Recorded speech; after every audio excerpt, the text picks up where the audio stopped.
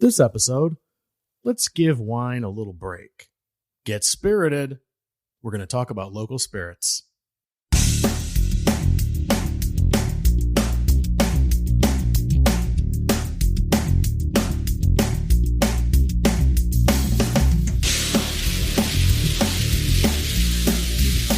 Hey, what's up, winos? This is Quake. Welcome to another episode of Cheap Wine Finder. We're coming to you from the cold-ass, rainy suburban Chicago studios with something a little different to warm us up today. We have a very special guest. He has the shining for moonshine. He's Eric McMillan. He's the brand ambassador with Chicago's own Wolf Point Distilling. Welcome, Eric. Yo, yo, yo. Thanks for being here, man. Yeah, no, my pleasure, man. I'm pumped to taste this stuff, but before we do taste these out and get into the distillery itself, I figured I would contribute to the content today with at least what I know about the distillery's namesake. What do you know? Not much. Just what I Googled. It's so Wolf Point is an area downtown Chicago. It's the confluence of the branches of the Chicago River. Now, see, I told you I could use that word in a sentence. But no, it's just where all the north, south, and main branches come together. And it used to be just like that West Bank, but now it's kind of the whole area. And it's kind of like where everything started. It's the first everything. The first tavern started popping up there. The first hotel, The first CVS. No, just kidding. It was the first drugstore, though. And the first bridges over the river. So that's kind of where everything got started. The emblem for Wolf Point actually is what was before the Chicago flag. You'll actually see that on the Chicago bridges. Yeah, it's like that Y-shaped logo, right? Yeah. Yeah, I've seen that. It's on buildings downtown and stuff. The city adopted it, I want to say, for like their little logo. That is correct. And then there's no one's really sure how it got its name. I heard it was an Indian chief that lived there that was named whatever is Indian for wolf. Some people say that it was like the first tavern guy killed a wolf or something. I mean, that's pretty damn impressive. Yeah, it's kind of cool. I love that history shit. You're saying things I don't even know. Oh yeah, it's all good. So this is all like, history of Chicago stuff. I love that stuff. But tell me about what you do and what we will be tasting today. So I am, as you said, their brand ambassador. They just started in 2017. They don't really have a market presence right now. So they hired me to, put them in the stores and restaurants. Nice. And that's what I'm doing right now. We self-distribute, but eventually we'll get a distributor. People have been liking the product a lot so far. What's unique about this product is it ties in to some Chicago history. Each bottle has a story. Cool. So what we're going to be tasting out today is their Jackscrew Vodka, a Florence Field Gin, and then a Captain Santa, because of the botanicals in it, moonshine. But don't be afraid of this moonshine. It is not your southern bathtub kind of moonshine. This is what I like to call a craft moonshine through and through. Ooh. And there's, I think I'll have to double check. I'm almost positive 5 botanicals in this. And it's vapor infused. And vapor infused, it's kind of a process in the distilling. It's typical with gin, but they do it with this moonshine. But don't get me wrong. So it's kind of got a ginny personality to it a little bit, but it's through and through moonshine. But it's a lower proof. Moonshine is supposed to be high proof. This is 85 proof, so it's a lower proof. This is kind of, dare I say, a sophisticated moonshine. Wow, cool. I would actually do this in a sniffer and an ice cube, if you will, and actually sip on this craft moonshine. Gentleman's cube. Yeah. And then Vapor, what'd you call it? Vapor something? Vapor infused. Vapor infused. Yeah, so it's a distilling process. I mean, I could get into the details, but at Chicago.We, I huffed some whiskey vapors. It was, I want to say it was Old Forester, and they had like a still looking thing. Yeah. And you just kind of put your face into it and get the vapors, and you would get high because it would go right into your bloodstream or something. Oh, yeah. Is that like that? No, not I could get behind exactly. Not exactly. Huffing whiskey, right? And then the last drink, which is a treat, actually a restaurant batched up cranberry, rosemary, and orange peel for this gin. Because this gin, by the way, is fantastic. It's meant for cocktailing for sure, but it's great on its own. It's a Western style gin. It's floral. It's light, breezy. You know, it's an easy drinker. So this restaurant batched up this cranberry because I had a tasting earlier this week. There's the train. Yeah. Time. And it went over well. It's a perfect Christmas cocktail. So I brought that over as a treat. That's going to be our dessert, if you will. Very Christmas to me. But on that note, I mean, I'm thirsty. So let's try some of the vodka. Sounds good. I'm going to pour a dose more. Do you need any more? No, looks good. Okay. Cheers, man. Cheers. Slancha.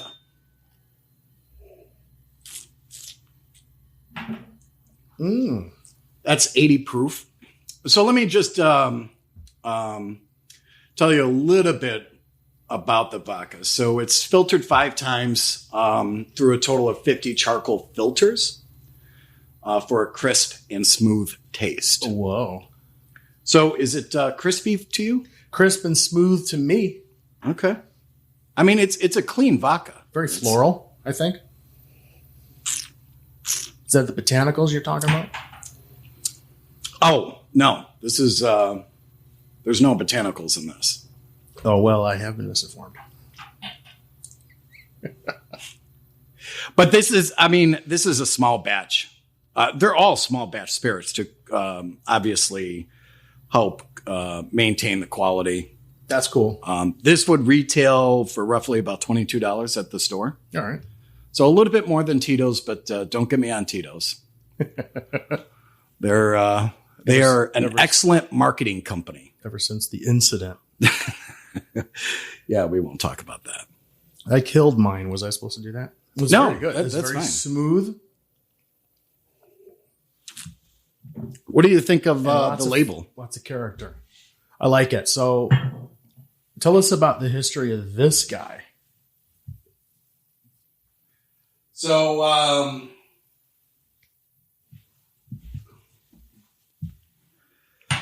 so the history of this bottle, Jackscrew Vodka. I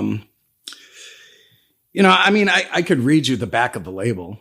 I mean, if you want me to do that. Well, I know a Jackscrew was important in the early stages of development and city planning for Chicago because it was kind of basically a big bog or swampland. And these things would jack everything up. And if you like walk around downtown in the neighborhoods, you'll see these houses that seem to have these like lower levels built onto them. And that's exactly what happened. They would jack these houses up and then put in a first floor just to get it up out of the wet. I mean, you got the architectural part, right? It's pretty good. I mean, it's close. Yeah, Jackscrew. So, all right. So if you had to give a rating. Ooh, rating. I don't know, man. I'm on the spot. Ratings. But out of 5 or 10 or... We'll go with whatever you think. I don't care. 90 points. I mean, no, I don't know. It's very, very smooth and flavorful. Got a lot of character. Would you buy this for yourself? Yeah, it's good vodka. Yeah. I mean, we're drinking it straight right now. Not even an ice cube. But I know. Luckily, not even it's mixer or anything. It's pretty cold outside, and it's been in my car, so yeah. I think it pretty much has the perfect temperature. Oh, I love outside vodka. And then what? Would you throw this bottle in the freezer for when you need it? You know, people do that a lot with vodka, and that's fine. I'm always a fan of do what you want with it because it's your own palate. Huh? I'm not a person that would throw vodka in the freezer. If it's good vodka, it doesn't, as long as you have a slight chill to it, I think you're fine. I think the freezer is overkill, but that's just my palate. I encourage everybody to drink it how they want. Awesome. That's an excellent point. I mean, they're the ones purchasing the bottles, so go to town. Yeah. Yeah. I mean, all right. So, that's the vodka. You want to try the gin? Oh yeah. What's next? Gin. Florence Field Gin. Now this had botanicals. Yes. Oh, there they are. And you said like 58 botanicals? No, not quite. So hold on. Let's get this poured up, and I'll tell you about this. Oh yeah, that's a good pour.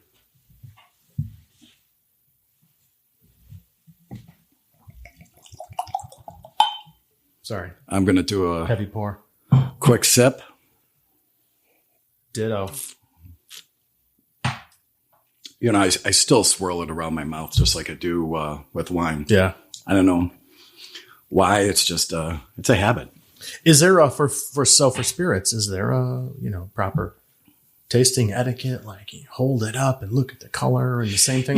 For different spirits, yeah. I mean, like for example, wine, you want to stick your nose in the glass, deep in that glass, and give it a good sniff. For whiskey, you don't want to do that. You want to actually, hold it right about your upper lip. Yeah, kind of waft. And just kind of, yeah. I love that word. Can you say that again? Just waft it up. I know that with whiskey. Yeah. So for spirits, kind of the same thing? For the most part, you don't want to stick your nose in the glass because all you're going to smell is the alcohol. You just kind of waft it. Nice. Swirl it a bit. Let the air kind of get to it and waft it. Love it. All right. So the botanical build in this is juniper berries, lemongrass, coriander, grains of paradise, cardamom, lemon peel, chamomile flower, orris root, hibiscus, and angelica root. Whoa. I mean, it's honestly, this is like going outside smelling your grandmother's garden. Oh yeah. There's a bunch of stuff I got to go look up now. Yeah. And juniper's like the big deal, right? That's what makes it gin. Yeah. Yeah. But like I said, this is a Western style. So it's not going to be your Christmas tree pine cone in your face, which again, there's a market for that. But that's not my palate. I prefer Western style gins. Mid sip. Sorry. I meant to ask you about that. What is a Western style gin? So it's just the type of botanicals that you use. Like, for example, if you do, not to get back on wine, but, let's say a right bank Bordeaux, you're going to have characteristics of a Cab, a Merlot, and a Cab Franc or whatever. A left bank Bordeaux, or excuse me, right bank is Merlot based. Left bank is Cab based. Right.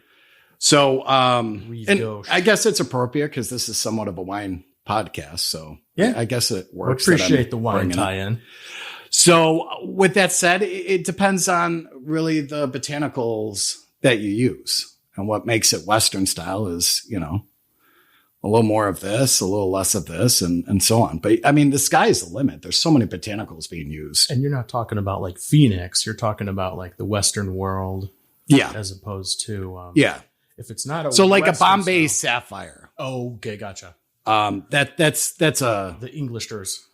Yeah. That's stuff that, I don't drink anymore. Actually, I had a bad experience with Bombay Sapphire, but we're not going to talk about that. Well, it's not even from Bombay, from what I understand. No, I just don't get it.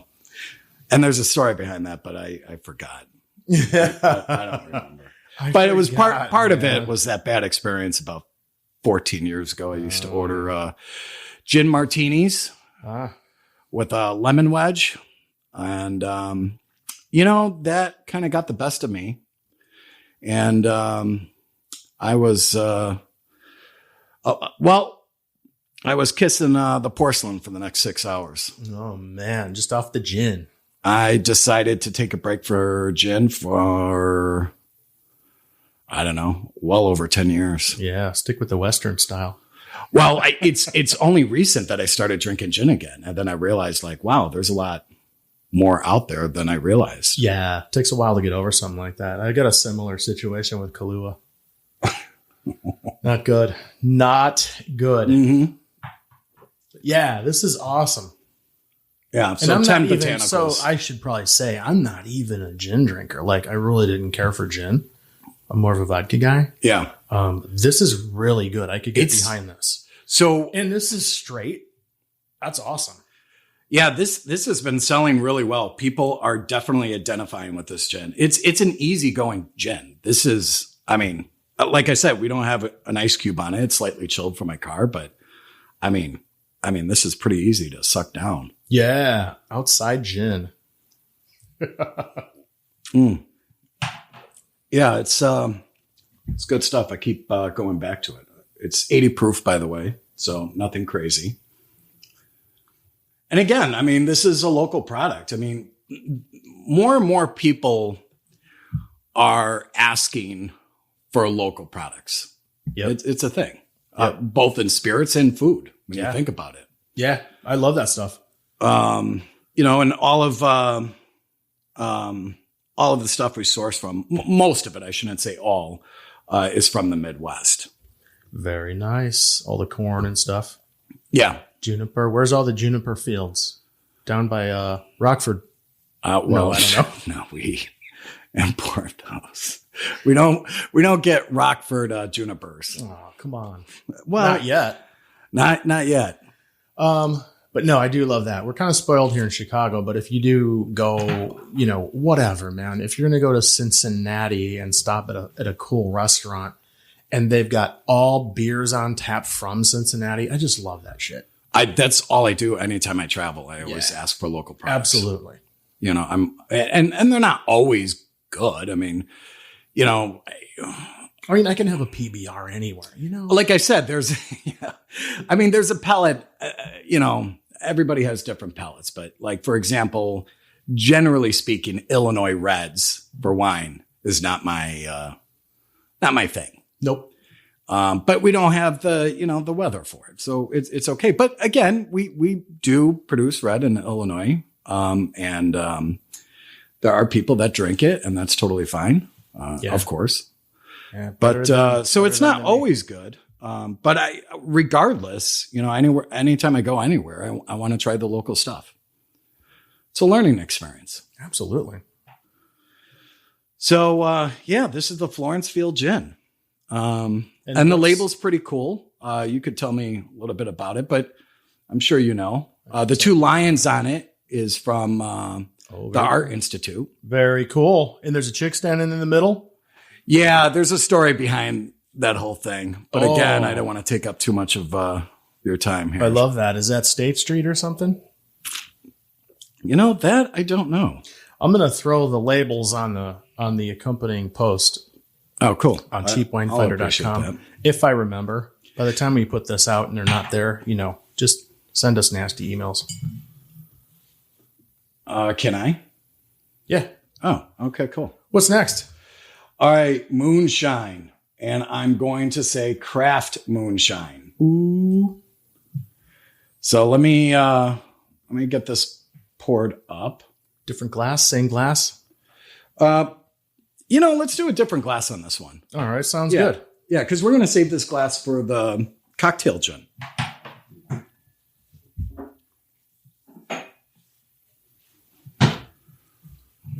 Got the snifters right here. Oh, yeah. What's cool? I went to this Mexican restaurant. They're actually making a Southern style margarita out of this. Cool. So replace your I almost named a brand. Oops. Replace your mezcal or tequila with this moonshine, and you got yourself an interesting margarita that's pretty tasty. Sounds like something I could get behind. Ooh. So this is 80 proof. This is a lower, or 85, excuse me. 85 this proof. Thing. This is a lower proof than the typical moonshine. So it's 85, and what's typical? 120? It's generally higher. 120, geez, no. Closer to 100. There's some spiciness to it. And we have Illinois corn here, right? Yeah. Midwest corn. Midwest. That's the money corn. I mean, what do you get? I get some smokiness. There's some spice out of this. Yeah. Yeah, definitely get like a little ashiness to it. All right, let me tell you about the botanicals in this. Because this is not your lemon pie, apple pie kind of moonshine. Like I told you, I mean it through and through. This is a sophisticated moonshine. It's a sipper. Cool. So, all right. So the botanicals, they feature cinnamon, orange peel, lemon peel, hibiscus flower, and pink peppercorn. Whoa. And then there's a couple of other minor botanicals. I mean, I honestly love this stuff. I think, and I'm not a mixologist by any means, but I think there is several cocktails with this product. Several. They're out there. I just need to find the right bartender to find them for me. I'm going to take a sip. Oh, please. Didn't you date a You didn't take a sip yet? I'm already on sip number 4. Didn't you date a stripper named Pink Peppercorn?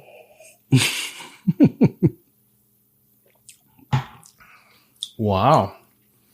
Surprisingly smooth. Like when you think moonshine, you think of the shit in the mason jar, and everybody's doing that. Yeah, we're not going to name that brand name. Yikes. And this is surprisingly smooth.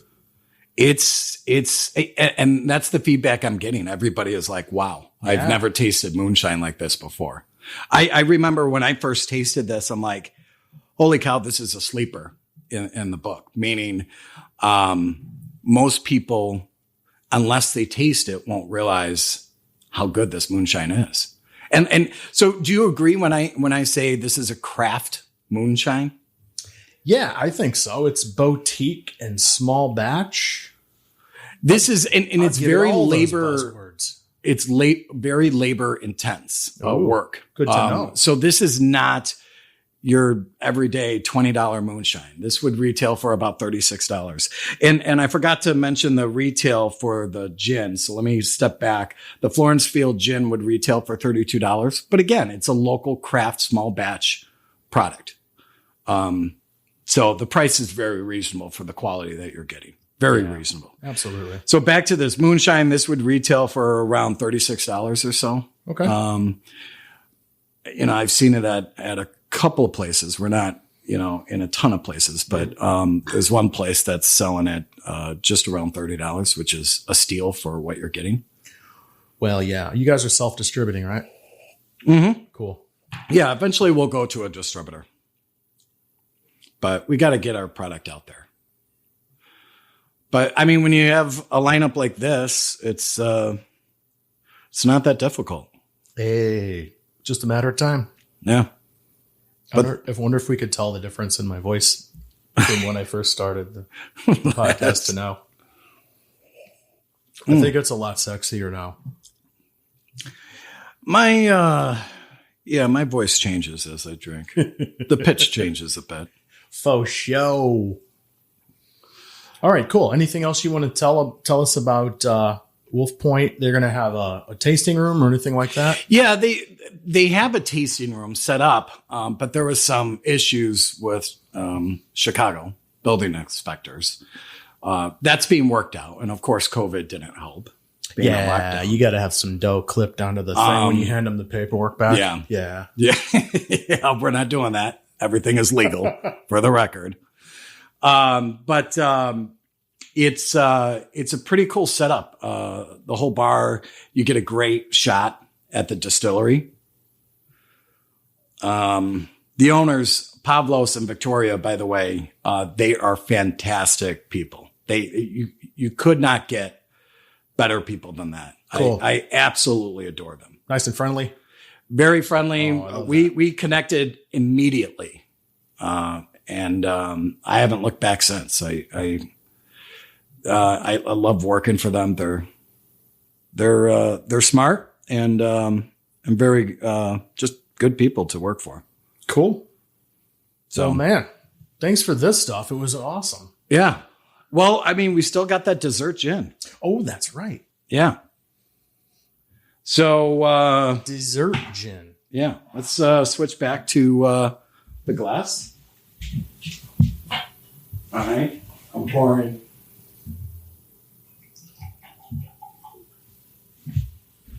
Wow, that's pretty. Yeah, like I said, so this isn't your ocean spray. Probably shouldn't have name drop like that.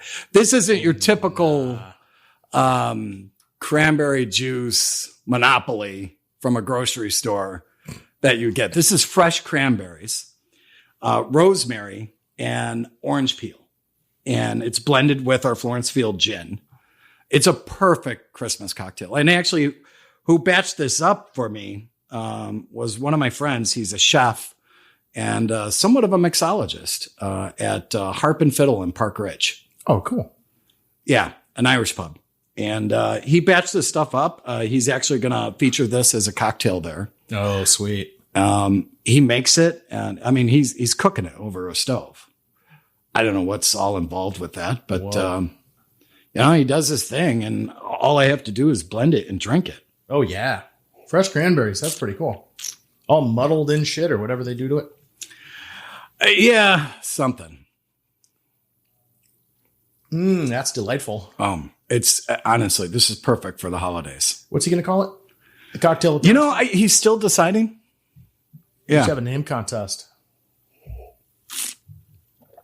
I don't know. I just want to keep drinking it. It's just too easy to drink. It is. There's your sleeper. Well, yeah. A couple of these and you just stand up and go, whoa, man, it got drunk out here.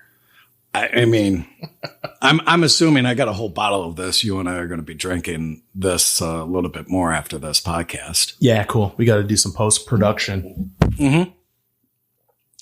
Cool. Yeah. So the last thing, we do have whiskey. We're aging it. We're not going to release it before 2 years. Okay. I mean, that's the right thing to do. Eventually, we'll have even older whiskey, but we have a bourbon and a rye. Oh, cool. But it's about 2 years out. Okay. So we might source some whiskey. I'm not going to name any names just yet, just to have something in the middle. But we're going to have our influence and there's places out there that'll just follow our instructions and then do it. They do this for many different companies. Okay. Many companies. So we'll be doing that. And I mean, we're just going to grow this brand. It's 2022. I'll be looking for that whiskey. Yeah. Awesome. Chicago whiskey. I even said it with a Chicago accent without Chicago. Chicago whiskey with an E. Yeah, Chicago. Cool, man. Thanks for bringing these by. Yeah, no, my pleasure, man. On Wolf Point. And, man, we'll just, again, this is Quake from Cheap Wine Finder, and we're going to have we just went to an Italian type tasting, and so we've got some of that really cool Prosecco. There'll be some of that stuff coming up, so just keep checking. Where is that for me? Yeah, well, it's in the fridge. Oh, okay. So just keep checking cheapwinefinder.com, and we'll have some more stuff coming your way. Thanks for listening. Adios.